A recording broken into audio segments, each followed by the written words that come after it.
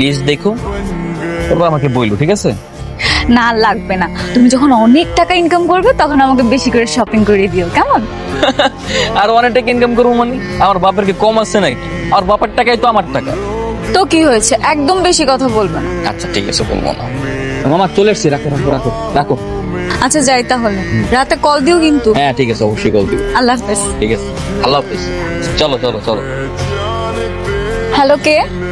Hello মোহনা, আমি ফাহিম। কেমন আছো তুমি? কোন ফাহিম? আর আপনি আমাকে এভাবে তুমি তুমি করে বলছেন কেন? তুমি মোহনা না? আমি মোহনা তো কি হয়েছে, সেই জন্য কি আপনি অপরিচিত মেয়েকে এভাবে তুমি তুমি করে বলবেন? ফোন রাখেন। কিরে মা, জি বাবা। কোথায় ছিলি? বাবা আমি তো ওর সাথে একটু শপিং করতে গিয়েছিলাম। ওর সঙ্গে মানে কার সঙ্গে? ওই যে যার সাথে তোর বিয়ে হওয়ার কথা ছিল তার সঙ্গে? হ্যাঁ বাবা। ও আচ্ছা আচ্ছা আচ্ছা, ওর সাথে তো তোর আগে থেকেই পরিচয় ছিল, তাই না? জি বাবা। আচ্ছা, সে যখন শপিং করতে নিয়ে গেছে তাহলে আর কি করার। ঠিক আছে, এগুলো নিয়ে যা মা। এগুলো কি বাবা, কার জন্য এনেছো এত সব জিনিসপত্র? তোর জন্য। দুদিন পর তোর বিয়ে হতে যাচ্ছে, ভাবলাম তোর জন্য কিছু কিনে নি। যা, তাড়াতাড়ি নিয়ে যা। থ্যাংক ইউ বাবা। ওকে মামনি। আচ্ছা বাবা, আমি রুমে গেলাম। ঠিক আছে মা। তোকে যে গতকাল বললাম যে মোহনা মেয়েটাকে বাজারে নিয়ে গিয়ে শপিং করে দিস, যাসনি কেন?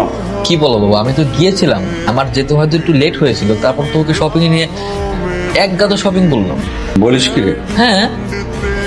ওকে রাস্তায় দাঁড়িয়ে থাকতে দেখে আমি তো নিয়ে গিয়ে শপিং করে দিলাম। মানে আমার দেরি হয়ে গেছে দেখে বাবার সঙ্গে আগেই শপিং করে নিয়েছি।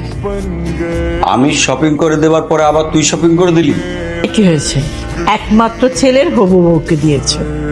হ্যাঁ, মা ঠিকই বলেছেন, ঘুরে ফিরে তো সব আমাদের বাসায় এবার আসবে। ঠিক আছে, আর বাকি যা যা লাগবে মা ছেলে মিলে গুছিয়ে নিস। হ্যাঁ শোনো না, কাকে কাকে দাওয়াত দেবে ভেবেছো কিছু? ঢাকায় তো আমাদের আত্মীয় স্বজন খুব বেশি নেই, তাই না? সবাইকে বলে দেবো। শোনো, আমাকে কিন্তু নতুন শাড়ি জুয়েলারি সব দিতে হবে। হ্যালো। ডিনার করছো? হ্যাঁ করেছি। আচ্ছা শোনো না, আজকে কি বাবা তোমাকে শপিং করে দিয়েছে? হ্যাঁ দিয়েছো তো, কেন? না এমনি জাস্ট আজ করলাম আর কি। আচ্ছা শোনো না, আমাকে না একটা ছেলে বারবার ফোন দিচ্ছে, আমি না চিনি না ছেলেটাকে।